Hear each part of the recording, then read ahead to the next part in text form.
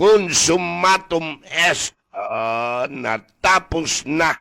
Ito ang huling katagang iniwan ng komentaristang sa Erwin Segovia, mas kilala bilang Boy Pana, sa kanyang programa sa radyo kaninang umaga Hulyo 21, 2025. Ilang oras lang matapos ang pagsasahimpapawid, siya ay pinagbabaril ng hindi pa nakilalang mga salarin na lulan ng motorsiklo bandang alas 7 ng umaga sa Busco, Barangay Mangagoy, Bislig City, habang siya rin ay nakasakay sa sariling motorsiklo. Samantala, patuloy pang inalam ng Bislig City Police Station ang motibo at pagkakakilanlan ng mga sospek sa karumal-dumal na pamamaslang. Matatandaang hindi ito ang unang pagkakataong tinangkang patayin si Segovia. 19 na taon na ang nakalipas. Siya ay binaril sa May Estrella, Mangagoy, ngunit nakaligtas at agad lumipat sa Kiamba, Sarangani Province upang ipagpatuloy ang kanyang pagbobroadcast. Mula roon ay lumipat din siya sa Trento, Agusan del Sur bago muling bumalik sa Mangagoy upang muling manindigan sa mikropono. Samantala, sa isang Facebook post, nag-alok si Carla Lopez Pichay ng 1 milyon na pabuya sa sino mang makapagtuturo sa mga salarin o makapagbibigay ng impormasyon sa likod ng pagpatay kay Boy Pana.